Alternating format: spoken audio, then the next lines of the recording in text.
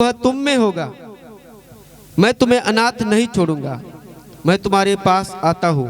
और थोड़ी देर रह गई है कि फिर संसार मुझे ना देखेगा, परंतु तुम मुझे देखोगे, इसलिए कि मैं जीवित हूँ, तुम भी जीवित रहोगे। उस दिन तुम जानोगे कि मैं अपने पिता में हूँ और पिता और तुम मुझ में और मैं तुम में। जिसके पास मेरी आज्ञा है और वह उन्हें मानता है, वही मुझसे प्रेम रखता है, और जो मुझसे प्रेम रखता है उससे मेरा पिता प्रेम रखेगा, और मैं उससे प्रेम रखूंगा और अपने आप को उस पर प्रकट करूंगा। उस यहूदा ने जो इस्करियोती न था उससे कहा, हे प्रभु, क्या हुआ कि तू अपने आप को हम पर प्रकट करना चाहता है और संसार पर नहीं? यीशु ने उसको उत्तर दिया, यदि कोई मुझसे प्रेम रखेगा तो वह मेरे वचन को मानेगा, और मेरा पिता उससे प्रेम रखेगा, और हम उसके पास आएंगे और उसके साथ वास करेंगे। जो मुझसे प्रेम नहीं रखता वह मेरे वचन को नहीं मानता, और जो वचन तुम सुनते हो मेरा नहीं वरन पिता का है जिसने मुझे भेजा। Hallelujah, hallelujah. यीशु मसीह कहता है, यदि तुम मुझसे प्रेम रखते हो तो मेरी आज्ञाओं को मानोगे। और सबसे महत्वपूर्ण बात यीशु मसीह ने कहा, मैं पिता से विनती करूंगा और एक सहायक तुम्हें देगा कि वह सर्वदा तुम्हारे साथ रहे। हालेलुया। मतलब हम परमेश्वर को केवल याद नहीं करते बल्कि परमेश्वर के साथ संगति करते हैं। हालेलुया। क्योंकि परमेश्वर ने हमें अपनी संगति में बुलाया, अपने पुत्र की संगति में बुलाया है। संगति मतलब क्या होता है? उसके साथ रहने के लिए परमेश्वर ने बुलाया है। मतलब हमारा परमेश्वर सदैव हमारे साथ रहता है। उसका वचन कहता है कि मैं एक और सहायक तुम्हें दूंगा। हमें सहायक दिया गया है और उसका नाम क्या है? पवित्र आत्मा हर एक विश्वासी के साथ दिया गया है। हर एक व्यक्ति के साथ जो यीशु मसीह पर विश्वास करता है उसके साथ पवित्र आत्मा दिया गया है, और उसका वचन कहता है कि वो सर्वदा तुम्हारे साथ रहेगा। परमेश्वर का आत्मा सर्वदा तुम्हारे साथ रहेगा, अर्थात सत्य का आत्मा जिसे संसार ग्रहण नहीं कर सकता, क्योंकि वह न उसे देखता है और न उसे जानता है। मतलब संसार मतलब जो मसीह को नहीं जानता उसके साथ परमेश्वर का आत्मा नहीं रहेगा। उसका वचन कहता है जो मसीह को जानता है, जो यीशु मसीह को जानता है, उसके साथ परमेश्वर का आत्मा रहेगा। मतलब परमेश्वर का आत्मा जिसके द्वारा ये सृष्टि की रचना हुई है, सारी चीजों की रचना परमेश्वर के आत्मा के द्वारा हुई है, और वो आत्मा परमेश्वर कहता है कि वो तुम्हारे साथ रहेगा। हालेलुया। वो आत्मा तुम्हारे साथ रहेगा जिसने सारी सृष्टि की रचना उस आत्मा के द्वारा की है। हालेलुया। उसका वचन कहता है सत्य का आत्मा जिसे संसार ग्रहण नहीं कर सकता, क्योंकि वह उन्हें न उसे देखता है और न उसे जानता है। मतलब सत्संग का मतलब क्या होता है? सत्य के साथ संगति। सत्य कौन है? यीशु मसीह ने कहा, मार्ग, सत्य और जीवन मैं ही हूँ। हालेलुया। सत्य का आत्मा मतलब यीशु ने कहा मेरा आत्मा तुम्हारे साथ रहेगा। मतलब यीशु मसीह का आत्मा तुम्हारे साथ सर्वदा रहेगा। तुम्हारे घर में, तुम्हारे जीवन में, तुम्हारे काम में परमेश्वर का आत्मा रहेगा। वो कहता है मैं तुम्हारे साथ रहूंगा और तुम्हारे साथ संगति करूंगा। सत्य का आत्मा जिसे संसार ग्रहण नहीं कर सकता, जो मसीह को नहीं जानता उसे सत्य का आत्मा ग्रहण, मतलब उसके जीवन में सत्य का आत्मा नहीं आ सकता। सत्य का आत्मा उसी के जीवन में आएगा जो उसके ऊपर विश्वास करता है, जो यीशु मसीह के ऊपर विश्वास करता है और उसके पास आया है, उसी के जीवन में परमेश्वर का आत्मा रहता है। हालेलुया। परमेश्वर का आत्मा कोई कल्पना नहीं है, वो एक व्यक्ति है जो वास्तविक हमारे समान है, हमसे भी ज्यादा वास्तविक है। हालेलुया। वो हमसे भी ज्यादा वास्तविक है। मतलब वो जैसे हमारे घर में 5 सदस्य है तो वो 6वां सदस्य कौन रहेगा? परमेश्वर का आत्मा। हालेलुया। अगर 2 है तो तीसरा सदस्य कौन रहेगा? परमेश्वर का आत्मा। और वो कहता है मैं तुम्हारे साथ सर्वदा रहूंगा। वो तुम्हारे अंदर होगा। तुम उसे जानते हो क्योंकि तुमने यीशु मसीह को जाना है। जितने लोग यीशु मसीह को जानते हैं उसके जीवन में परमेश्वर का आत्मा रहता है और तुम उसे जानोगे। हालेलुया। यीशु कहता है कि मैं तुम्हें अनाथ नहीं छोड़ूंगा, मैं तुम्हारे पास आता हूं। अब थोड़ी देर रह गई है, फिर संसार मुझे नहीं देखेगा। मतलब क्रूस पर चढ़ाए जाने से पहले यीशु मसीह ने ये शब्द कहे। अभी सब लोग मुझे देख रहे हैं। जो यीशु पर विश्वास करता है वो भी उसे देख रहा था, जो विरोधी है वो भी उसे देख रहा था, लेकिन यीशु ने कहा थोड़ी देर के बाद तुम मुझे देखोगे। तुम मतलब जो लोग यीशु पर विश्वास करते हैं वही उस मुझे देखेंगे, बाकी कोई मुझे देख नहीं सकता। Hallelujah, hallelujah.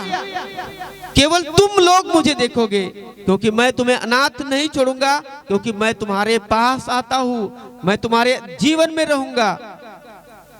इसलिए कि मैं जीवित हूं तो तुम भी जीवित रहोगे, मैं जिंदा हूं तो तुम भी जिंदा रहोगे।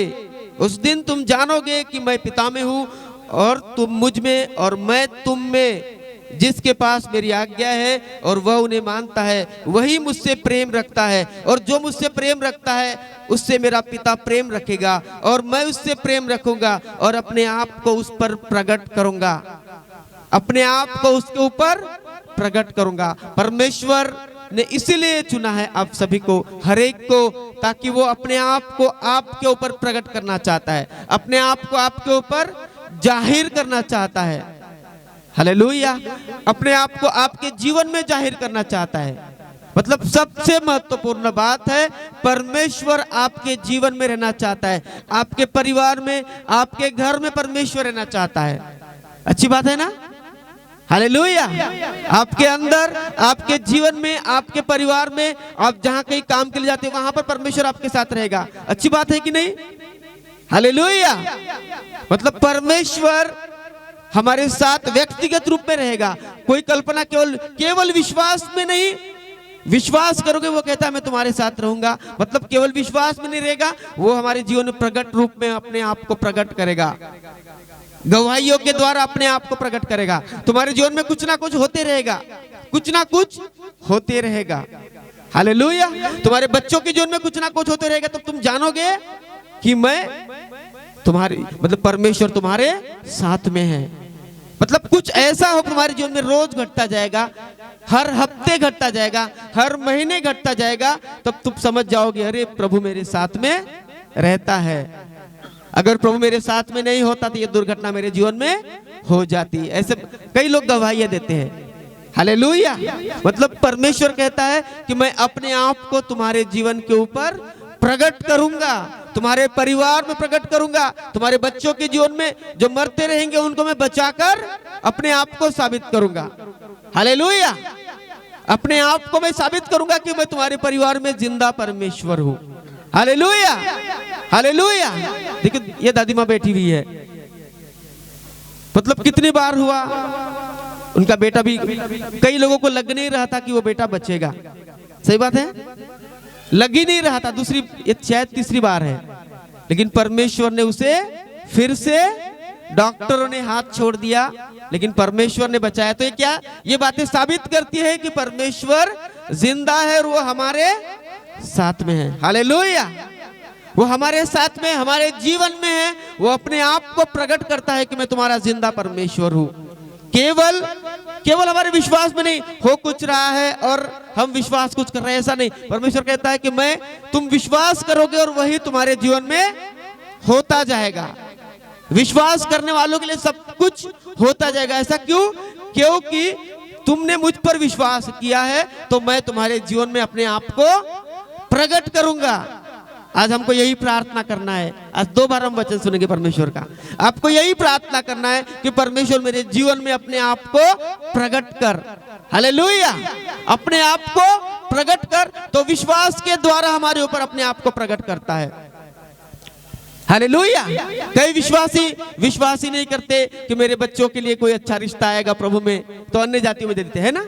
लेकिन कई लोग विश्वास करते कि परमेश्वर उपाय करेगा। तो एक बहन हमारे सामने है ना, परमेश्वर ने उसके लिए उपाय किया। मतलब परमेश्वर कैसे ना कैसे, बहुत दूर से या पास से, परमेश्वर कुछ ना कुछ हमारे जीवन में, हमारे फाइनेंस में परमेश्वर कुछ ना कुछ करता जाएगा। मतलब जहां पर हमको अंधियारा नजर आता है, परमेश्वर अपने उजियाले के द्वारा हमारे परिवार में अपने आप को क्या करेगा, गवाही दे देकर प्रकट करेगा और कहेगा कि मैं तुम्हारे साथ में हूं। हालेलुया। परमेश्वर प्रकट करेगा, मतलब प्रकटीकरण के रूप में हमारे परिवार के ऊपर जाहिर करेगा। लेकिन उसको परिवार के एक व्यक्ति की जरूरत है विश्वास के।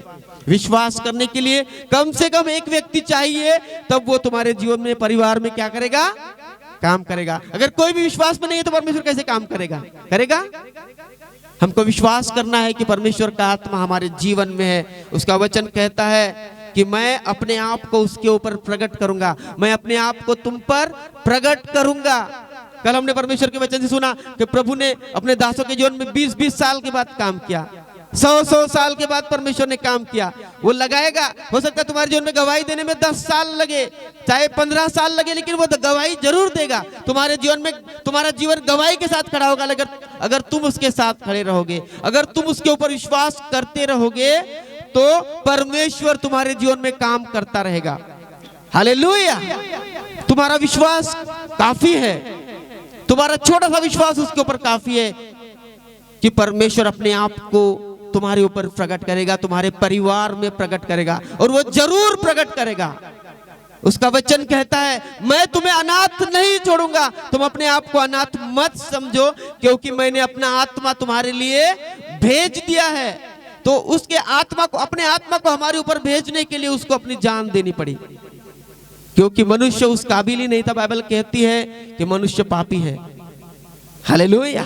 मनुष्य पापी है, पाप से उसका जन्म हुआ और पाप में ही सारी जिंदगी वो बिताता है। उसी पाप के इलाज के लिए यीशु मसीह मारा गया, उसका खून बहाया गया, और उसका खून बहने के कारण जो व्यक्ति उसके ऊपर विश्वास करता है, बाइबल कहती है उसके पाप धुल जाते हैं, ताकि पवित्र आत्मा के उसके जीवन में आने का रास्ता खुल जाए। Hallelujah, hallelujah. तो परमेश्वर का आत्मा उसने हमारे जीवन में दिया, और बाइबल कहती है मैं अपने आप को, परमेश्वर कहता है कि मैं अपने आप को तुझ पर प्रकट करूंगा और मैं तुम्हारे जीवन में आऊंगा, मैं तुम्हारे जीवन में रहूंगा। और आज परमेश्वर आपका आत्मा अपने आप को प्रकट जरूर करेगा आपके जीवन के ऊपर। आज आराधना में, इसके बाद में हम लोग वचन के बाद हम आराधना करेंगे, और परमेश्वर का आत्मा, मैं आपसे कहना चाहता हूँ, हर एक के ऊपर आज परमेश्वर का आत्मा काम करेगा। कितने लोग चाहते हैं कि प्रभु मुझ पर अपने आप को प्रकट कर? कितने लोग चाहते हैं? अपने हाथों को उठा सकते हैं। चाहे शायद आप पहली बार सुन रहे होंगे परमेश्वर के वचन को। मैं आपसे कहना चाहता हूँ, यीशु मसीह के खून, खुद का खून बहाने के कारण उसने अपना खुद का खून बहा दिया। उसने ऐसे नहीं कहा कि मैं महंगा भेड़ लाता और तुम्हारे सामने बलि करता हूँ। ऐसे कहा कि यीशु मसीह ने महंगी से महंगी सारी दुनिया में अमूल्य भेड़ लाता हूँ और तुम्हारे सामने उसको कुर्बान करता हूँ। उसने ऐसे नहीं कहा। उसने कहा दुनिया में कोई महंगा है ही नहीं, उसके सिवा कोई महंगा है ही नहीं। तो उसने कहा कि मैं शरीर में आता हूँ और तुम्हारे लिए अपना खून बहा देता हूँ, अपना संपूर्ण लहू तुम्हारे लिए बहा देता हूँ, ताकि तुम्हारे जीवन में मैं वास कर सकूं। हालेलुया। मैं तुम्हारे अंदर आ सकूं, मैं तुम्हारे जीवन में रह सकूं, और तुम्हारे जीवन में मैं गवाहियों को दे सकूं। और परमेश्वर कहता है कि मैं तुम्हारे जीवन में गवाहियों को दूंगा, लेकिन तुमको क्या करना पड़ेगा? विश्वास करते रहना पड़ेगा उसके ऊपर।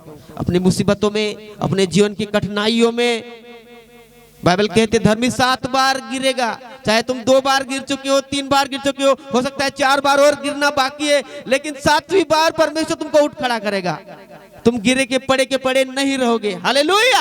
क्यों? कि तुम्हारे अंदर परमेश्वर का आत्मा रहता है। यीशु ने अपना जान लुटा दी, यीशु मसीह ने अपने आप को कुर्बान कर दिया तुम्हारे जीवन में परमेश्वर के आत्मा को देने के लिए। तो कितने लोग देखो जोर से ताली बजाएंगे यीशु मसीह के लिए, यीशु मसीह की उस कुर्बानी के लिए जोर से ताली बजाएंगे। हम परमेश्वर के वचन को उसके दासी के द्वारा सुनेंगे, और प्रभु का आत्मा जरूर आज अद्भुत रीति से काम करेगा। कितने लोग तैयार है उसका दर्शन देखने के लिए? कितने लोग तैयार है उसकी सामर्थ को अपने जीवन में अभी महसूस करने के लिए? हालेलुया। आइए हम परमेश्वर के वचन को सुनते हैं। हालेलुया। प्रार्थना में रुक बैठे रहे।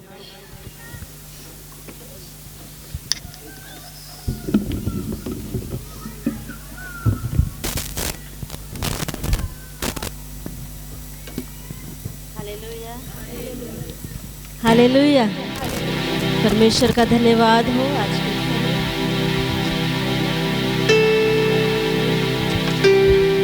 और आज पहली बार हमने इस ओपन जगह पर हमने आज प्रार्थना करी है। हालेलुया।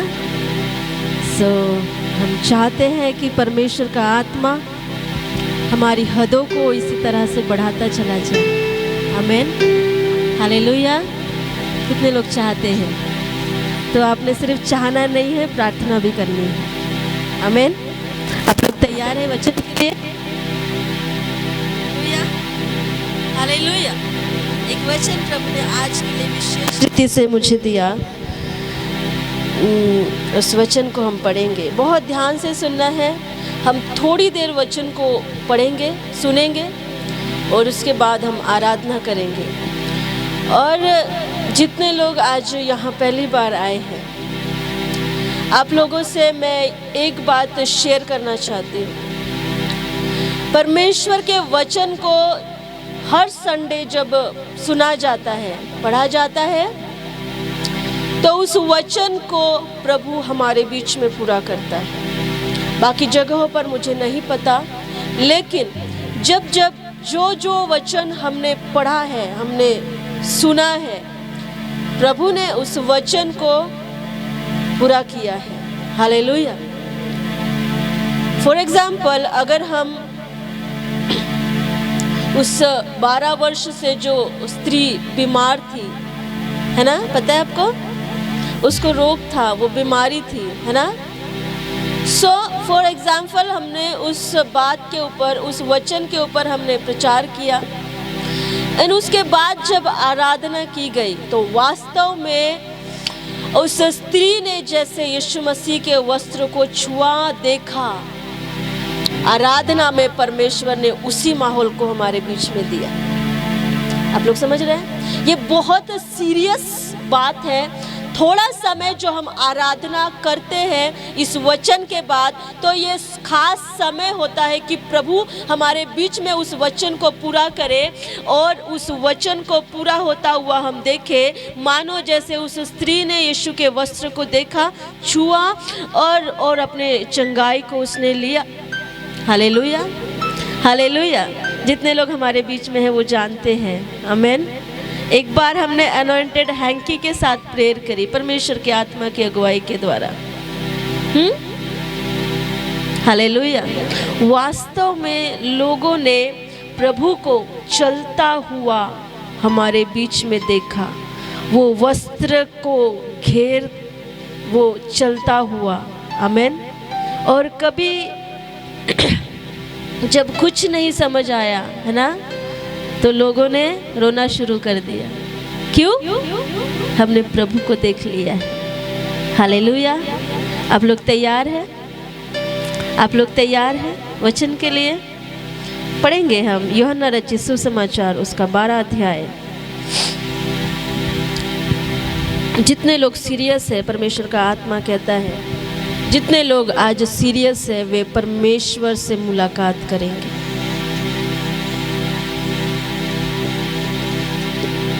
यूहन्ना रचित सुसमाचार उसका 12 अध्याय वचन 20।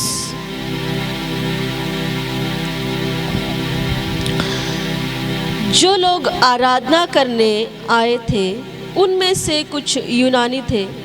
यूहन्ना 12 उसका 20 वचन 21। उन्होंने गलील के बैतसैदा के रहने वाले फिलिप्पुस के पास आकर उससे विनती की, श्रीमान, हम यीशु से भेंट करना चाहते हैं। हालेलुया। हालेलुया। एक आराधनालय, वहाँ आराधना करने के लिए लोग आए हुए हैं। कुछ यूनानी है, कुछ अलग अलग जातियों के हैं। एक परमेश्वर का जन फिलिप्पुस जो अभिषिक्त व्यक्ति है, उससे लोग आकर कहते हैं कि हे फिलिप्पुस, हम यीशु से भेंट करना चाहते हैं। हालेलुया। हालेलुया। क्या आप एक दूसरे से कह सकते हैं, हम यीशु से भेंट करना चाहते हैं? बोले बोले बोले, अपने बाजू वाले को बोले, क्योंकि इसके बाद हम आराधना करने वाले हैं। हालेलुया। हालेलुया। क्या कहा? बड़ा सिंपल सिंपल सा है, ज़्यादा मत्थापच्ची करने की कोई ज़रूरत नहीं है। बहुत सिंपल सा सरल सा शब्द मैं आपको दे रही हूँ। एक व्यक्ति, कुछ लोग आकर फिलिपुस से कहते हैं कि हमें श्रीमान, हमें यीशु से मिलना है। हालेलुया। फिलिपुस ने आकर अंद्रियास से कहा, तब अंद्रियास और फिलिपुस ने जाकर यीशु से कहा। Hallelujah, hallelujah. लोगों ने फिलिपुस से कहा, और फिलिपुस ने जाकर अंद्रियास से कहा कि ये लोग जो आराधना करने आए हैं वो यीशु से मिलना चाहते हैं। आमीन। तो जब ये बातें दोनों के बीच में डिस्कस हुई तो दोनों कहाँ गए? यीशु मसीह के पास गए। Hallelujah, hallelujah. और यीशु के पास जाकर कहा, यीशु को इन बातों को उन्होंने बताया। वचन 23, इस पर यीशु ने उनसे कहा, वह समय आ गया है कि मनुष्य के पुत्र की महिमा हो। वह समय आ गया है कि मनुष्य के पुत्र की, हालेलुया, हालेलुया। आप सिंपली मिलना चाहते हैं परमेश्वर से। हालेलुया। हमारा यहाँ इकट्ठा होने का एक उद्देश्य है ना? क्या उद्देश्य है? उसकी आराधना करना और प्रभु से मुलाकात करना, उसकी ओर से वचन को लेना, उसकी आत्मा से भरना, उसकी उपस्थिति को महसूस करना, ये हमारे जीवन का उद्देश्य है ना?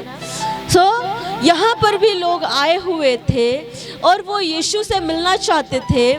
और जब ये बातें आपस में डिस्कस की गई तो ये दो लोग यीशु मसीह के पास जाकर कहते हैं कि हे यीशु मसीह, ये लोग जो यहाँ पर आए हुए हैं वो तुझसे मिलना चाहते हैं। और जब यीशु के कानों पर ये बातें गई, यीशु को इन बात के विषय में पता चला, यीशु मसीह ने एक ही शब्द कहा कि वो समय आ गया है। Hallelujah, hallelujah. कौन सा समय? मनुष्य के पुत्र की महिमा प्रकट हो। Hallelujah, hallelujah. आप लोग मिलना चाहते हैं प्रभु से? Hallelujah, hallelujah. तो वो सिर्फ मिलेगा नहीं। आमीन, हालेलुया। वो सिर्फ आपसे मिलेगा नहीं, वो अपनी महिमामय रूप में आपसे मुलाकात करेगा। हालेलुया।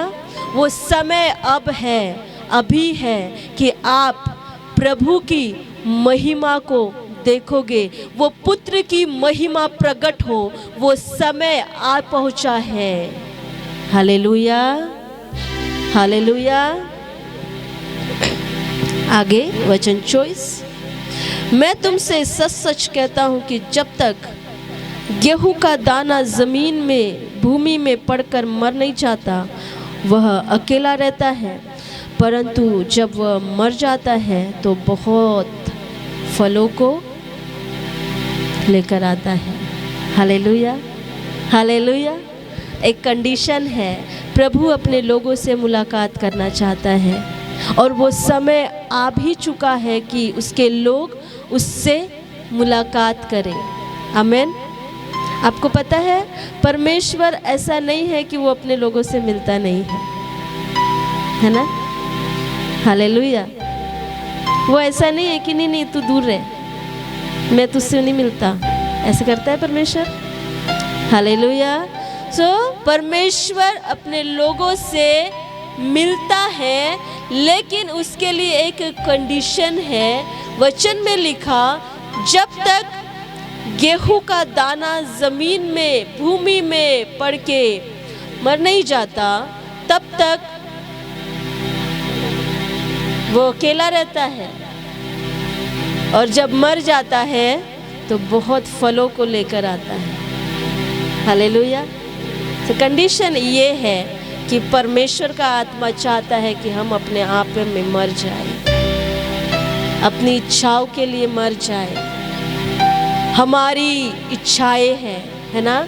हमारी योजनाएं हैं। कल हमने एक वचन सुना, मुझे एक बात लग गई। परमेश्वर के दास ने जब प्रचार किया, उन्होंने कहा कि एक व्यक्ति मरियम प्रभु को, परमेश्वर को मिली कि वो अपनी महिमा के उसके द्वारा प्रकट करे। हालेलुया। एक औरत, आमेन। उसने क्या कहा? मुझे तेरे वचन के अनुसार हो। उसने यीशु मसीह को जन्म दिया और वो महिमा सारी पृथ्वी के ऊपर दिखाई दी। हालेलुया।